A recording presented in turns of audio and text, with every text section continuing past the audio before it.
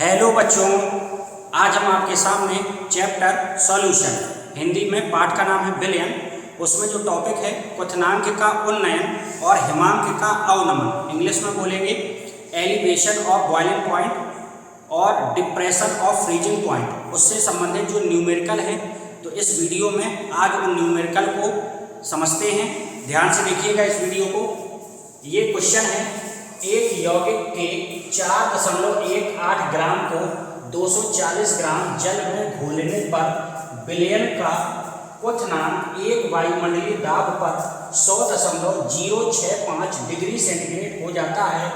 इस यौगिक का अणुभार ज्ञात कीजिए। 100 ग्राम जल के लिए Kb का मान दिया है 5.31। तो अणुभार निकालना है। अणुभार को इंग्लिश में कहते हैं मॉलिक्यूलर वेट। तो आइए सवाल को समझते हैं। आपको निकालना है अणुभार, ठीक है। और ये क्वथनांक दिया गया है, विलयन का क्वथनांक। तो ये क्वथनांक के उन्नयन से संबंधित सवाल है। क्वथनांक का उन्नयन, एलिवेशन ऑफ बॉइलिंग पॉइंट, ठीक है। तो जब भी आप इन सवालों को लगाएं तो उनके लिए पहले से कुछ सीख लीजिए, जैसे कि डेल्टा टी बी, इसको आप बोलते हैं क्वथनांक का उन्नयन, डेल्टा टी बी को, ठीक है। अच्छा, पहले क्या होता है? पहले होता है आपका विलायक। पहले क्या है? ये विलायक। तो विलायक का क्वथनांक टी बी नॉट मान लेते हैं। मतलब ये जो विलायक है शुद्ध है, शुद्ध द्रव है, विलायक है, तो टी नॉट से प्रदर्शित करते हैं। बी का मतलब क्वथनांक है। तो विलायक का क्वथनांक हो गया। जब आपने इसमें कोई बाहर से पदार्थ मिला दिया, तो अब ये क्या बन गया? ये पूरा क्या बन गया? विलयन बन गया। तो विलयन का क्वथनांक उसको आपने प्रदर्शित किया टी एस से, या हम कहते हैं टी बी लिख लीजिए, टी बी से, ठीक है। तो क्वथनांक का उन्नयन हो गया। पहले क्वथनांक ये था और बाद में ये हो गया। तो क्वथनांक में क्या होगी? वृद्धि। क्वथनांक बढ़ गया। तो बढ़ गया, तो अगर क्वथनांक में अंतर निकालना है तो टी बी में से टी नॉट बी घटाना पड़ेगा। इसको बहुत बारीकी से ध्यान से समझिएगा। अगर ये आपको क्लियर हो गया तो सवाल जितने भी आपको बताए जाएंगे वो आपको अच्छे से समझ में भी आएंगे, और कोई अगला सवाल भी आप लगाने का प्रयास करेंगे तो आसानी से सॉल्व हो जाएगा। तो देखिए, हम आपको क्या बता रहे हैं, ये जो डेल्टा टी बी है इसको क्या कहते हैं? क्वथनांक का उन्नयन। उन्नयन का मतलब होता है वृद्धि। अब डेल्टा टी बी है क्वथनांक का उन्नयन, क्वथनांक में कितने की वृद्धि। तो हम आपको इस चित्र के माध्यम से समझा रहे हैं। ये है विलायक। विलायक है, विलायक को इंग्लिश में क्या बोलते हैं? विलायक को बोलते हैं सॉल्वेंट। इसका जो क्वथनांक है इसको आपने माना टी नॉट बी, ये क्वथनांक। इसके बाद जब ऊपर से कोई पदार्थ आपने मिलाया तो ये क्या बन गया? अब ये बन गया विलयन। तो विलयन का क्वथनांक, तो उसको आपने मान लिया टी बी। हेडिंग ही लिखी क्वथनांक का उन्नयन, क्वथनांक में वृद्धि। तो पहले ये क्वथनांक था, अब बढ़ के कितना हो गया? टी बी हो गया। तो क्वथनांक कितना बढ़ गया? मतलब डेल्टा टी बी। तो बाद वाले में से पहले वाला हटाएंगे, तो टी बी माइनस का टी नॉट बी। कितना बढ़ गया? पहले ये था, अब इतना हो गया। तो बढ़ा कितना है? तो आपने घटा दिया, ज़्यादा में से कम वाले को घटा दिया, ज़्यादा में से कम वाले को घटा दिया। ये डेल्टा टी बी आ गया। इतनी बात क्लियर हो? ठीक है। स्मॉल डब्ल्यू और कैपिटल डब्ल्यू, तो ये होती है विलय की मात्रा। विलय की मात्रा जिसको आप बोलते हैं सॉल्यूट, और डब्ल्यू होती है विलायक की मात्रा। विलायक की मात्रा, ये ध्यान रखिएगा। विलायक लिखने में देखिए बड़ा है, इसलिए इसको बड़े डब्ल्यू से प्रदर्शित किया, कैपिटल डब्ल्यू से। विलय लिखने में दोनों में तुलना करें तो ये लिखने में भी छोटा है, तो स्मॉल डब्ल्यू से प्रदर्शित किया है। इसको आप इस प्रकार आसानी से याद रख सकते हैं। इसके बाद के बी। के बी क्या होता है? के बी होता है मूलल उन्नयन स्थिरांक, ठीक है। मूलल उन्नयन स्थिरांक। और के होता है मूलर उन्नयन स्थिरांक।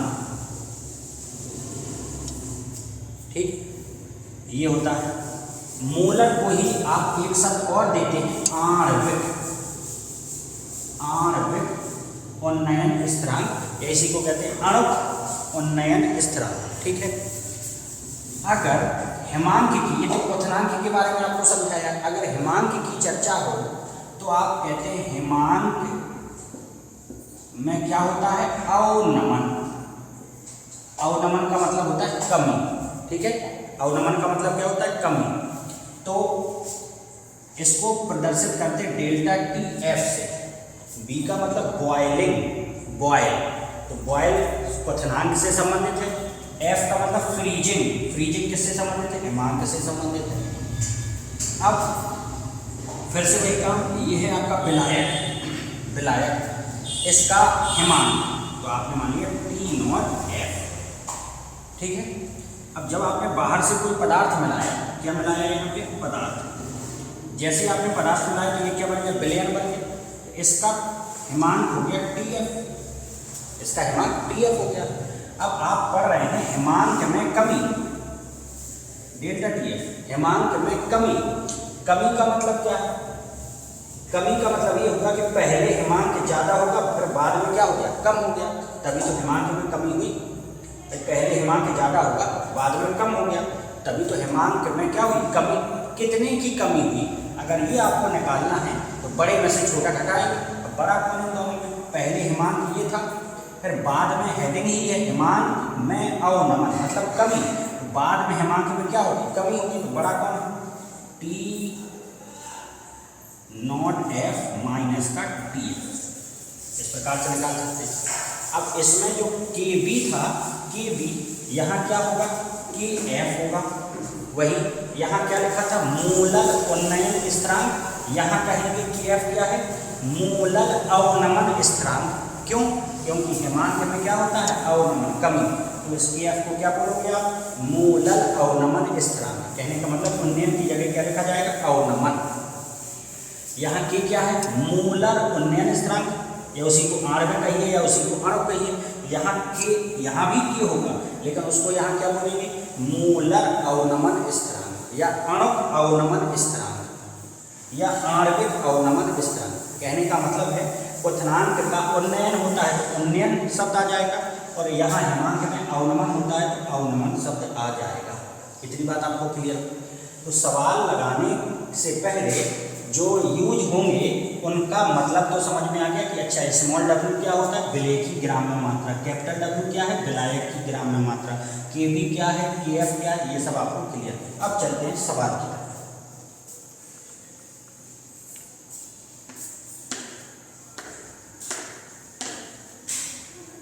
देखिएगा, कहता एक यौगिक की 4.18 ग्राम, एक यौगिक, तो ये क्या हो गया, स्मॉल डब्ल्यू 4.18 ग्राम, 240 ग्राम जल, जल क्या होता है, विलायक होता है, विलायक, विलायक कैपिटल डब्ल्यू, कैपिटल डब्ल्यू है 240 ग्राम। इतनी बात क्लियर हुई।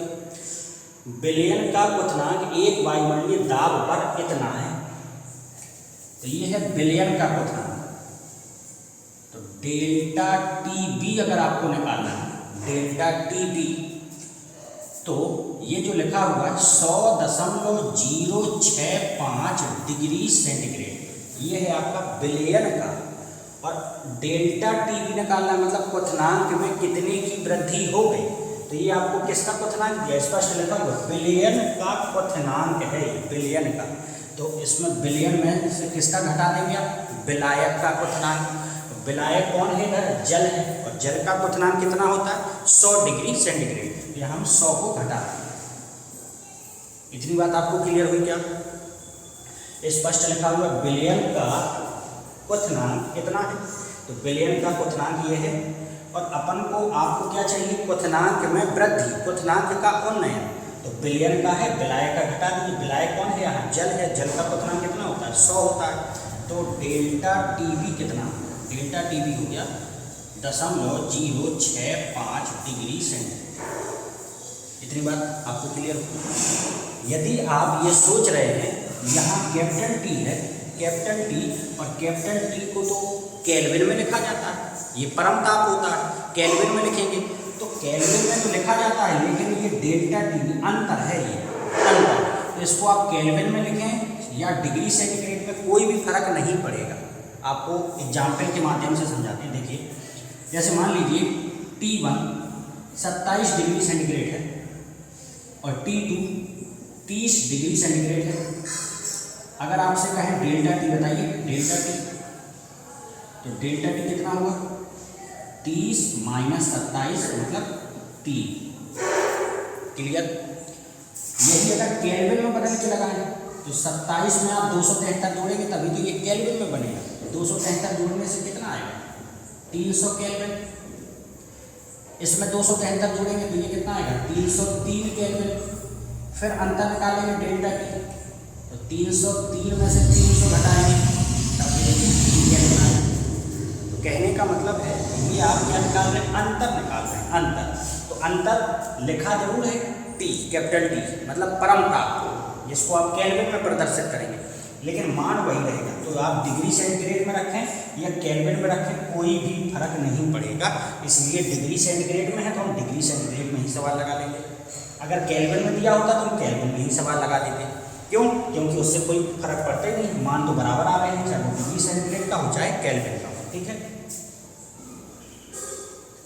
आगे सवाल को पढ़ो। अणुभार निकालना है, स्मॉल m निकालना है, क्वेश्चन मार्क। 100 ग्राम जल के लिए Kb, 100 ग्राम जल के लिए Kb 5.31 है।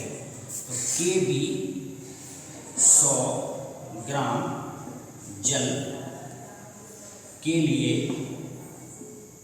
Kb नहीं बोला जाता, K बोला जाता है, लेकिन अब जब सवाल में Kb लिखा है तो हम Kb ही लिखेंगे। 100 ग्राम के लिए Kb ना बोल के क्या बोला जाता है? K बोला जाता है, लेकिन सवाल में Kb लिखा है तो Kb लिख दिया। अब देखिएगा, सूत्र जो होता है डेल्टा टी बराबर Kb इंटू मोललता, ये सूत्र होता है। ठीक, Kb इंटू मोललता। तो Kb इंटू मोललता, मोललता बराबर क्या होता है? मोललता बराबर होता है N upon W, N upon W। W किस में होता है? किलोग्राम। बात क्लियर? W मोललता का सूत्र क्या होता है? मोललता बराबर होता है पदार्थ में मोलों की संख्या बटे विलायक का किलोग्राम में भाग। तो ये सूत्र क्लियर हुआ आपको। इसके बाद N, मोल बराबर क्या होता है? मोल N बराबर होता है W अपॉन M। तो रखिए यहाँ पे, तो Kb into W upon M गुणा कैपिटल W। ये अगर यहाँ देखिए, अगर ये ग्राम में है तो उसको काय में चाहिए? किलोग्राम में, लेकिन यहाँ पे 100 ग्राम जल की बात कर रहा है, 100 ग्राम, तो यहाँ पे हम 100 का भाग देंगे। भाई ये W किस में है? ग्राम में। ये किस में है? ग्राम में। तो आपको यहाँ किस में चाहिए? किलोग्राम में। तो ग्राम को किलोग्राम में बदलने के लिए आप 1000 का यहाँ पे भाग देंगे। बात क्लियर हो रही है? यहाँ W किस में? ग्राम, लिख लीजिए ग्राम।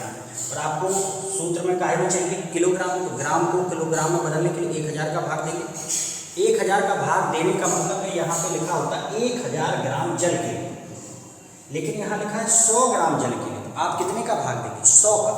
तो जो 100 का यहाँ भाग देंगे वही 100 ऊपर पहुँच जाएगा। तो ये सूत्र बन गया आपका डेल्टा टीबी बराबर, देखिए सूत्र अगर याद है तो डायरेक्ट सूत्र लगा दीजिए, अगर नहीं याद है तो आपको ये फिर लाइन याद रखनी है। इससे आपका Kb इंटू मोललता बराबर क्या होता है? मोललता को इंग्लिश में बोलते हैं मोलैलिटी। मोलैलिटी बराबर मोलों की संख्या बटे विलायक का किलोग्राम में भाग। ठीक, मोल बराबर क्या होता है? W upon M। तो रख दिया, देखिए W अपॉन M। ये जो किलोग्राम में है और यहाँ W किसमें है? देखिए ग्राम में। तो ग्राम को किलोग्राम में बदलने के लिए आप 1000 का यहाँ भाग देंगे। 1000 का भाग देने का मतलब है यहाँ लिखा होना चाहिए 1000 ग्राम जल के लिए, लेकिन लिखा कि 100 ग्राम जल के लिए। तो आपने 100 का भाग दिया, यहाँ पे 100 का भाग दिया, और जो 100 का भाग दिया वही 100 कहाँ पहुँच गया? ऊपर। तो ये आपका सूत्र तैयार हो गया। अब मान रख दीजिए, तो मान रखेंगे M बराबर एम का मान निकालना है, अणु भार। तो पक्षांतर करिए, एम आएगा इस तरफ, बाकी जाएगा इस तरफ, तो एम आ गया, तो के बी गुणा स्मॉल डब्ल्यू गुणा 100 बटे डेल्टा टी बी गुणा कैपिटल डब्ल्यू। इतनी बात क्लियर, मान रखते हैं। एम बराबर के बी का मान 5.31 दिया, W small W 4.18 100 upon delta T कितना 0.065 गुणा कैपिटल डब्ल्यू कितना 240 मान रख दिया। जब आप इस कैलकुलेशन को सॉल्व करेंगे तो एम का मान आ जाएगा 142.28। ये हमारा फाइनल आंसर होगा। साथियों, इस वीडियो में ये पहला सवाल है क्वथनांक के उन्नयन से संबंधित, इसलिए हमने आपको डिटेल से समझाया, जैसे अगला सवाल लगाने में आपको ना तो समझने में कोई प्रॉब्लम हो और ना ही स्वयं से लगाने में कोई दिक्कत हो। एक बार फिर से आप देख सकते हैं, विलेय और विलायक। विलेय लिखने में छोटा है तो छोटे डब्ल्यू से प्रदर्शित किया, और विलायक लिखने में बड़ा है तो बड़े डब्ल्यू से प्रदर्शित किया। बड़े डब्ल्यू का मतलब कैपिटल डब्ल्यू, जिससे आपको याद रखने में भी आसानी हो। ठीक, ये लिखा है।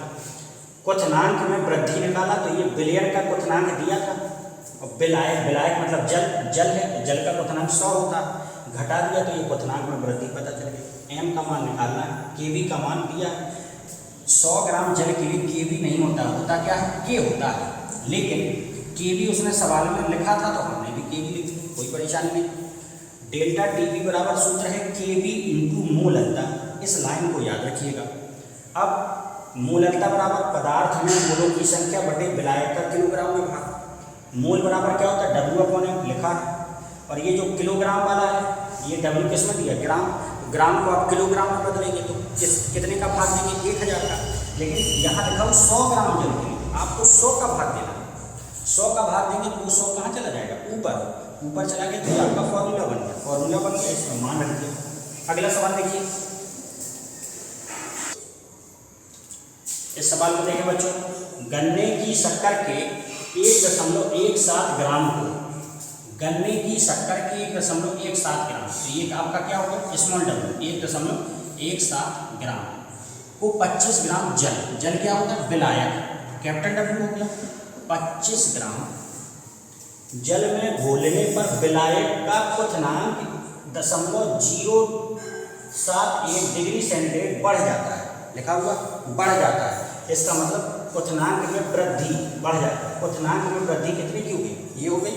तो क्वथनांक में वृद्धि को आप क्या लिखेंगे, delta T B 0.071 degree centigrade. देखिए स्पष्ट लिखा हुआ, विलायक का क्वथनांक 0.071 डिग्री सेंटीग्रेड बढ़ जाता है, तो विलायक का इतना बढ़ गया, इसका मतलब ये क्वथनांक में क्या होगा, वृद्धि।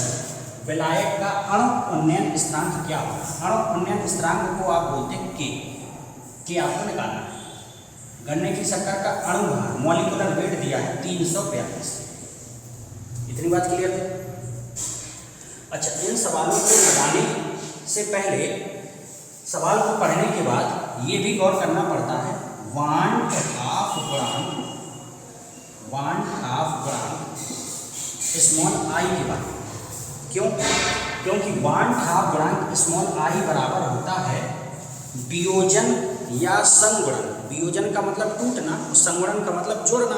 तो वियोजन या संगुणन के पश्चात कणों की संख्या बटे कणों की सामान्य संख्या।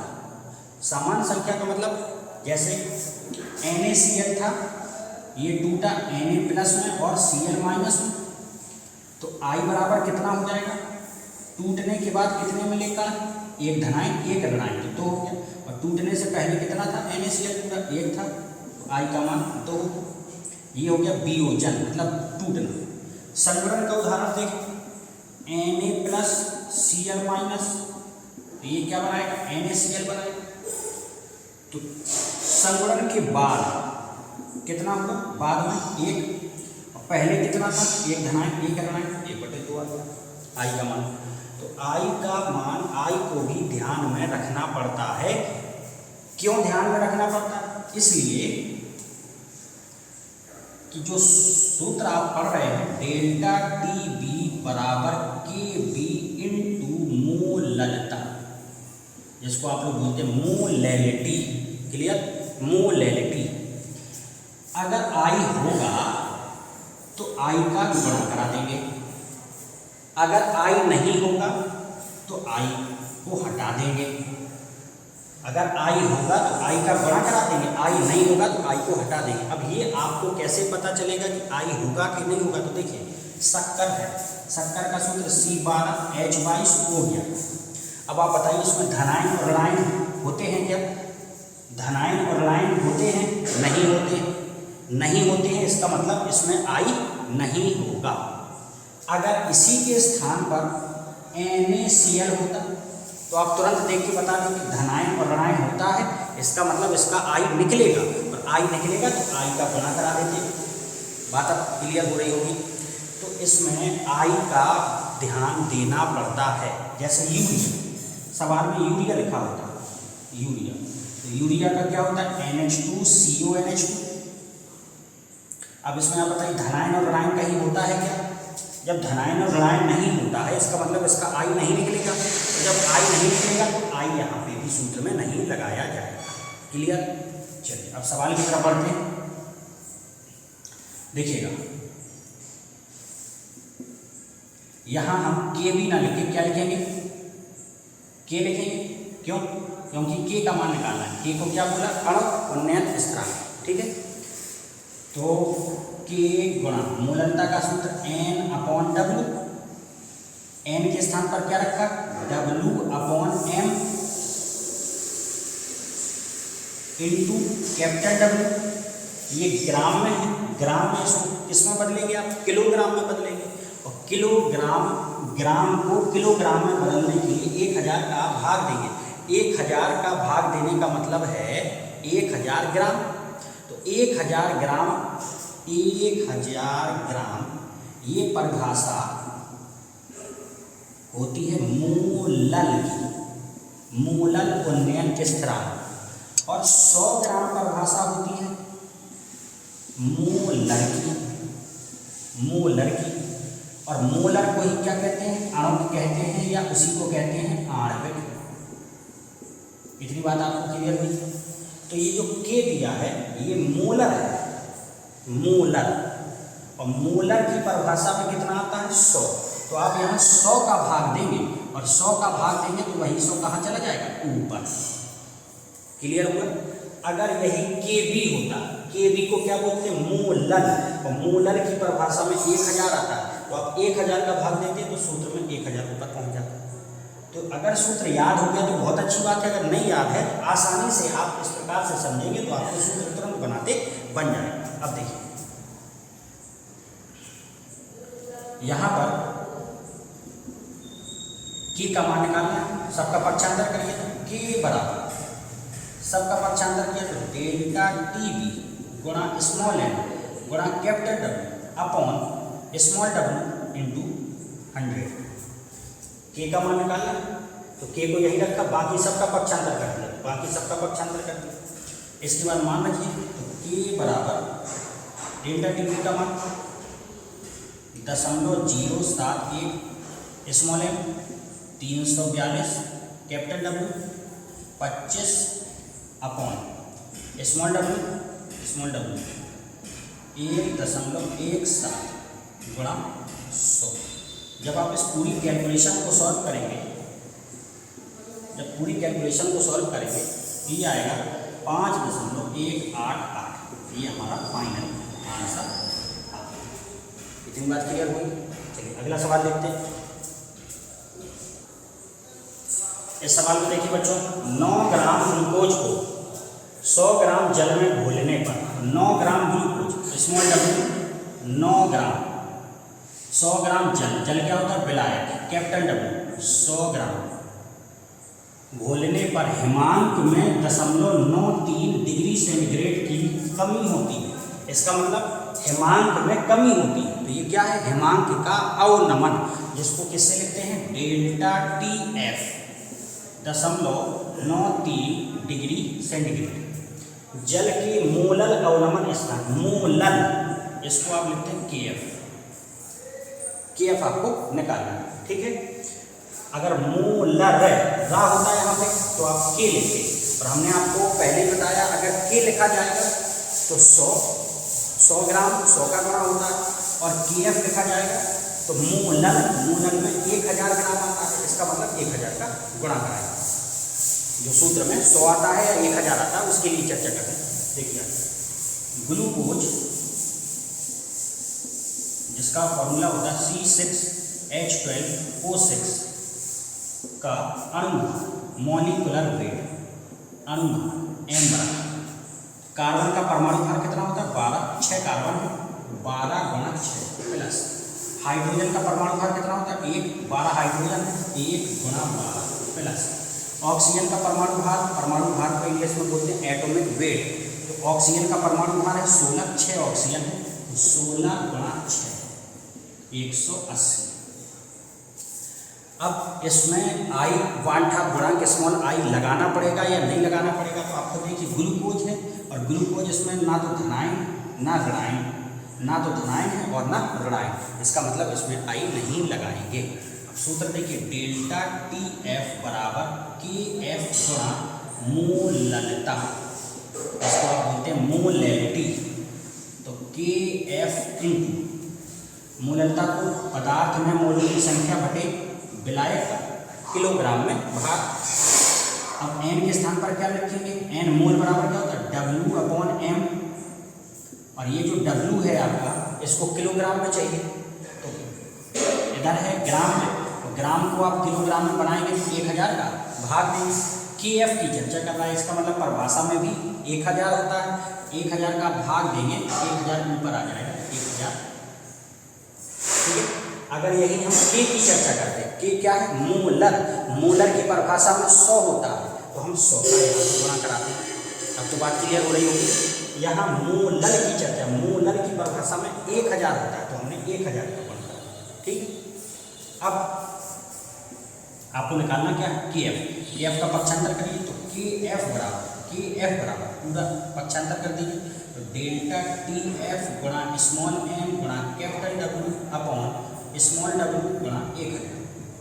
फिर से आप देखिए KF का मान निकालना था, तो KF को यही रखा, बाकी का पक्षांतर किया, तो ये दोनों कहाँ चले जाएंगे ऊपर और ये कहाँ जाएगा नीचे, तो मान रखिए।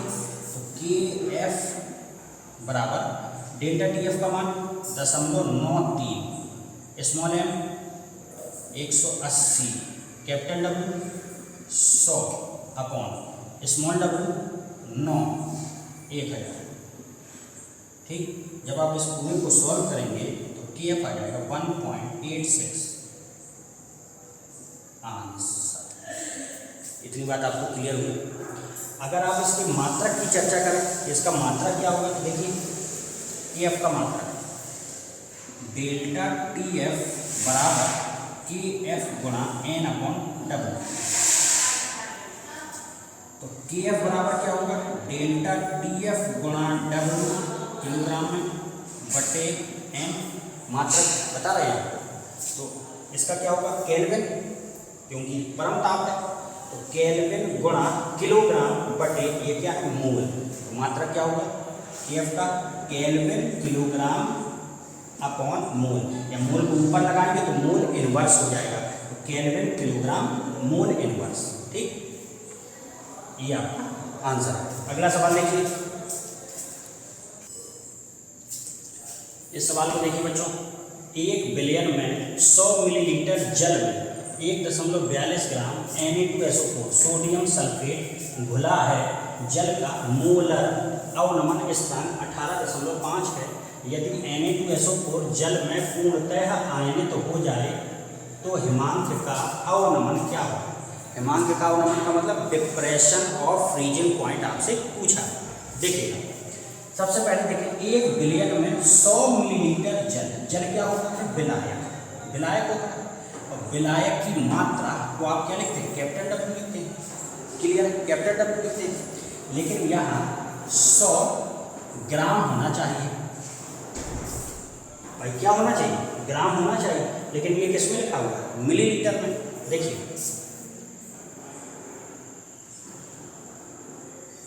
जल का द्रव्यमान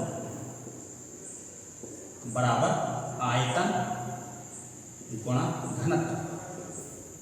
आयतन कितना है? 100 मिलीलीटर। और जल का घनत्व कभी भी जरूरत पड़ जाए 1 रख दीजिए, 1 ग्राम प्रति ml। तो 100 ग्राम, सही है भाई। द्रव्यमान बराबर क्या होता है? आयतन गुणा घनत्व। तो आयतन कितना है? 100 मिलीलीटर। और घनत्व जल का जब भी कभी जरूरत पड़ जाए आप 1 रख दीजिए, तो 1 ग्राम प्रति ml। तो ml से ml कट जाएगा, 100 गुणा 1 करेंगे तो 100 ग्राम आएगा। तो हमने 100 ग्राम लिख दिया। अब ये है 1.42 ग्राम Na2SO4। तो स्मॉल डब्ल्यू 1.42 ग्राम। अवनमन स्थिरांक डेल्टा TF 18.5 जल का मोलर अवनमन स्थिरांक। मोलर अवनमन स्थिरांक K, ये देखिए मोलर है, मोलर। तो K बराबर 18.5। अगर यहाँ मोलर लिखा होता, मोलर लिखा होता तो आप यहाँ क्या लिखते? KF लिखते। और आपको पता है कि अगर ये K लिखा है इसका मतलब 100 ग्राम है। इसकी परिभाषा में कितना आता है? 100 ग्राम। तो आप सूत्र में कितना आएगा? 100 आएगा। अगर KF लिखा होता तो KF की परिभाषा में 1000 ग्राम आता, तो सूत्र में भी क्या आता है? 1000। ठीक। यदि Na2SO4 जल में पूर्णतः आयनित हो जाए तो हिमांक का अवनमन क्या होगा? इसका मतलब डेल्टा TF आपको निकालना है, हिमांक का अवनमन। Na2SO4 जल में पूर्णतः आयनित हो जाए तब, आपको पता है साथियों बच्चों, ये धनायन और ऋणायन, ये धनायन और ये क्या है? ऋणायन। इसका मतलब ये आयनों में टूटेगा, और आयनों में टूटेगा तो इसके लिए I होगा। तो I निकालते हैं। तो पहले तो Na2SO4 को तोड़िए आयनों में, तो Na प्लस बनेगा, SO4 -2 बनेगा। अब Na है कितने? 2 Na प्लस हो गए। SO4 कितना है? अकेला, तो ये अकेले लिखा है। और SO4 क्या होता है? -2। I बराबर टूटने के बाद कितने मिले? 2 धनायन और 1 ऋणायन। दिख रहा होगा 2 धनायन है 1 ऋणायन, टोटल कितने हो गए? 3 बटे टूटने से पहले कितना? 1। I का मान पता चल गया। अब जब आप सूत्र लगाएंगे तो डेल्टा TF बराबर I का गुणा कराएंगे, गुणा KF गुणा मूलता। तो डेल्टा TF निकालना है, I गुणा KF गुणा मूलता। मूलता का वही सूत्र, मोलों की संख्या अपॉन विलायक का किलोग्राम में भाग। मोल N बराबर क्या होता है? W/M गुणा विलायक का किलोग्राम में भाग। ठीक है। अब यहाँ देखिए ग्राम में है तो इसको बदलेंगे किलोग्राम में। 1000 का भाग कराएंगे, 1000 का अगर भाग कराएंगे, यहाँ देखा करिए यहाँ K है, इसका मतलब इसकी परिभाषा में कितना आता है? 100 ग्राम आता है। तो आप 100 का भाग देंगे, और जब 100 का भाग देंगे तो यही 100 ऊपर पहुँच जाएगा। इस प्रकार से अगर KF होता है यहाँ पे तो 1000 आता है, K है यहाँ पे तो 100 आता है। ये हम आपको इसलिए बता रहे हैं जिससे कि सूत्र याद करने में कोई दिक्कत ना हो।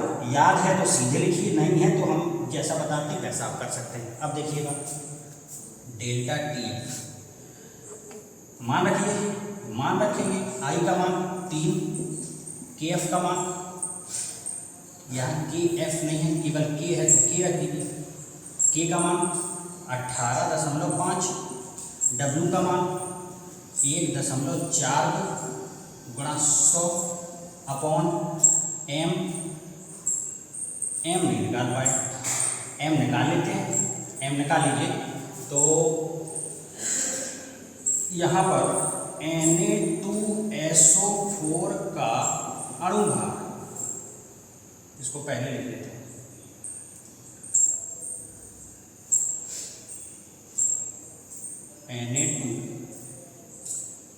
Na2SO4 ये ज्यों का था, यहाँ डेल्टा TF ये हो गया Na2SO4 का अणु भाग